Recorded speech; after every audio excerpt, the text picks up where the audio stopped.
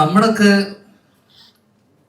ഓണക്കാലം അല്ലെങ്കിൽ വിഷുക്കാലം എന്നൊക്കെ പറയുന്നത് ലാലേട്ടന്റെയും മമ്മൂക്കയുടെയും സിനിമകൾക്കപ്പുറം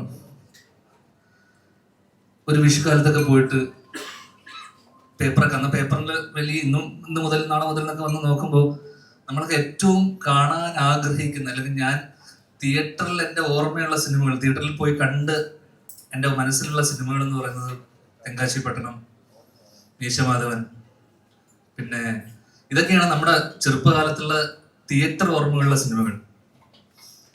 അപ്പൊ സ്വാഭാവികമായിട്ടും ദിലീപേട്ടന്റെ സിനിമ കാണാൻ, അല്ലെങ്കിൽ ആൾക്കാർ ആർത്തുല്ലസിച്ച് ചിരിച്ചു മറിഞ്ഞ്, അല്ലെങ്കിൽ നമ്മളൊക്കെ ചെറുപ്പം മുതലേ എന്താ പറയണ്ടത്, അദ്ദേഹത്തിന്റെ സിനിമകൾ കാണുമ്പോൾ നമുക്ക് കിട്ടുന്ന ഒരു എനർജി അല്ലെങ്കിൽ ആ ഒരു ചിരി ചെറുപ്പം മുതലേ നമ്മൾ കാണുന്നതാണ്.